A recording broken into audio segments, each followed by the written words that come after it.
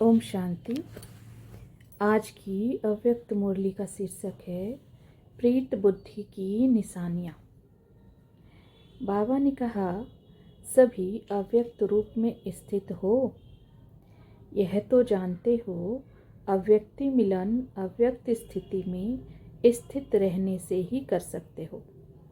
अपने आप से पूछो, अव्यक्त स्थिति में स्थित रहने के अनुभवी मूर्त कहाँ तक बने हैं। अव्यक्ति स्थिति में रहने वालों का सदा हर संकल्प, हर कार्य अलौकिक होता है। ऐसा अव्यक्ति भाव में व्यक्त देश और कर्तव्य में रहते हुए भी कमल पुष्प के समान न्यारा और एक बाप का सदा प्यारा रहता है। ऐसे अलौकिक अव्यक्ति स्थिति में सदा रहने वाले को कहा जाता है अल्लाह लोग। टाइटल तो और भी हैं। ऐसे को ही प्रीत बुद्धि कहा जाता है। प्रीत बुद्धि और विपरीत बुद्धि दोनों के अनुभवी हो। इसलिए आप लोग मुख्य स्लोगन लिखते भी हो, विनाश काले प्रीत बुद्धि पांडव विजयंती और विनाश काले विपरीत बुद्धि विनशंती। इस स्लोगन को सारे दिन में अपने आप से लगाते हो कि कितना समय प्रीत बुद्धि अर्थात विजयी बनते हैं और कितना समय विपरीत होने से हार खा लेते हैं। जब माया से हार खाते हो तो क्या प्रीत बुद्धि हो? प्रीत बुद्धि अर्थात विजयी। तो जब दूसरों को सुनाते हो कि विनाश काले विपरीत बुद्धि मत बनो, प्रीत बुद्धि बनो, तो अपने को भी देखते हो कि इस समय हम प्रीत बुद्धि हैं व विपरीत बुद्धि हैं। प्रीत बुद्धि वाला कब श्रीमत के विपरीत एक संकल्प भी नहीं उठा सकता।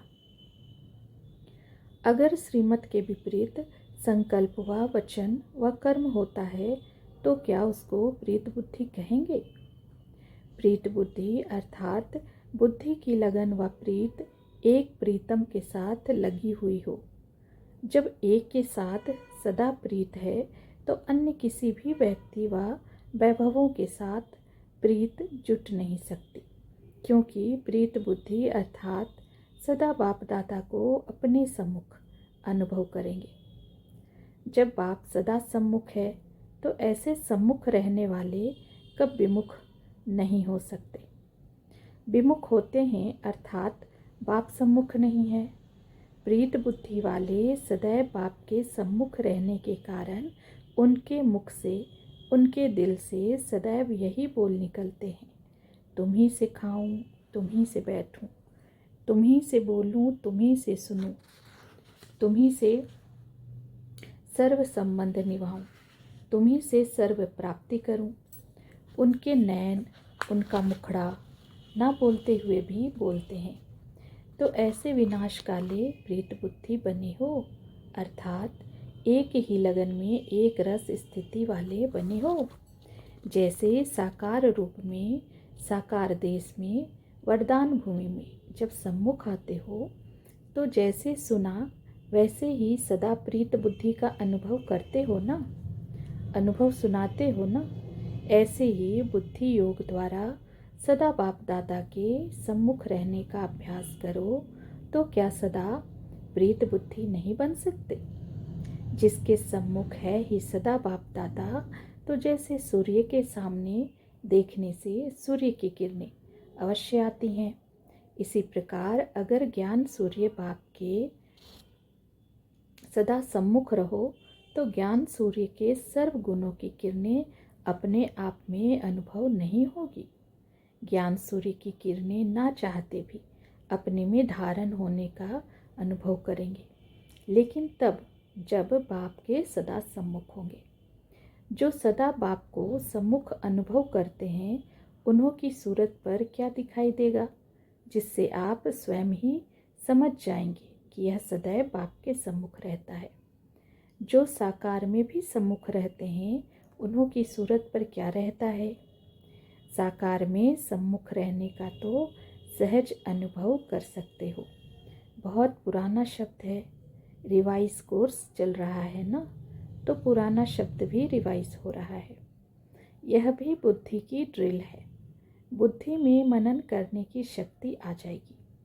अच्छा, एक तो उनकी सूरत पर अंतर्मुखता की व अंतर्मुखी की झलक रहती है, और दूसरा अपने संगम युग की और भविष्य की सर्वस्वमान की फलक रहती है।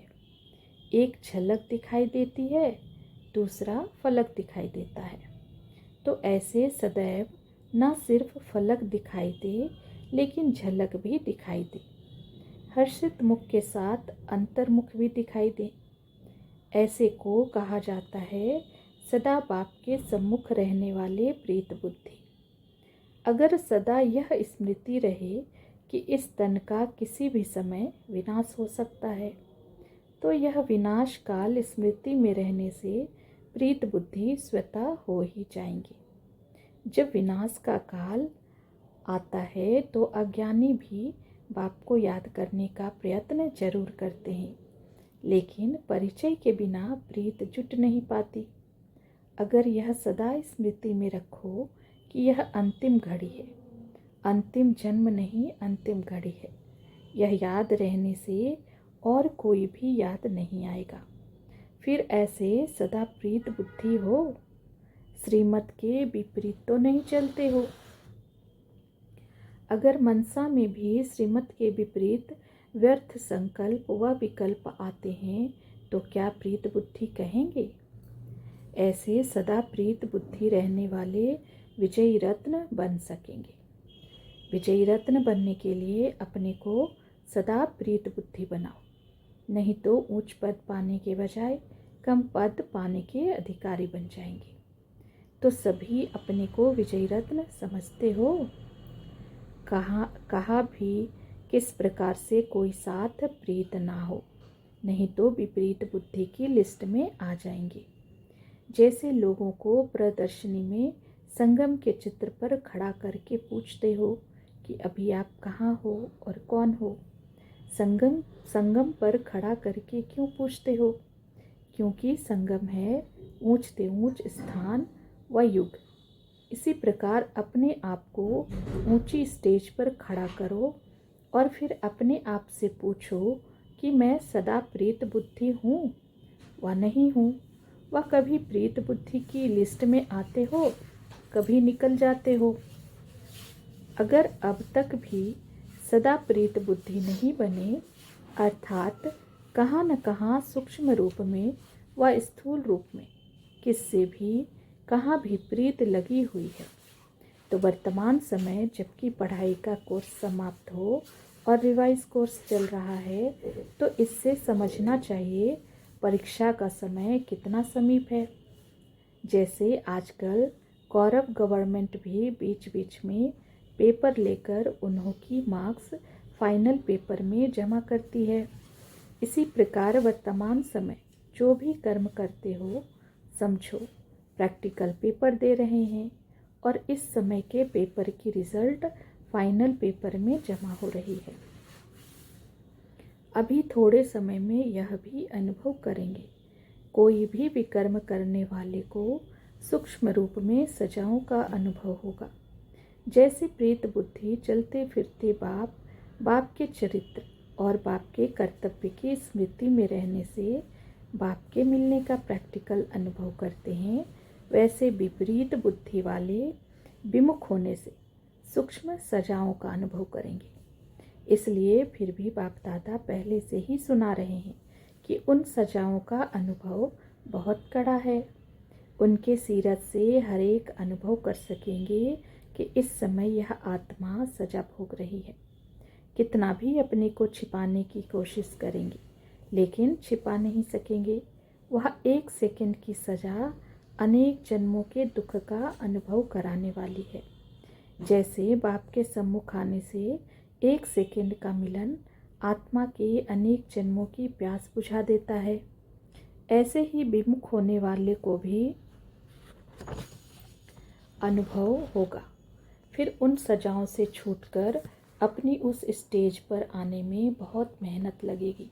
इसलिए पहले से ही वार्निंग दे रहे हैं कि अब परीक्षा का समय चल रहा है। ऐसे फिर उलहना नहीं देना कि हमें क्या मालूम कि इस कर्म की इतनी गुह्य गति है। इसलिए सूक्ष्म सजाओं से बचने के लिए अपने से ही अपने आप को सदा सावधान रखो। अब गफलत न करो। अगर जरा भी गफलत की तो जैसे कहावत है, 1 का 100 गुना लाभ भी मिलता है और 1 का 100 गुना दंड भी मिलता है। यह बोल अभी प्रैक्टिकल में अनुभव होने वाले हैं। इसलिए सदा बाप के सम्मुख सदा प्रीत बुद्धि बनकर रहो। अच्छा, सदा सम्मुख रहने वाले लकी सितारों को बाप दादा भी नमस्ते करते हैं। अच्छा, ओम शांति।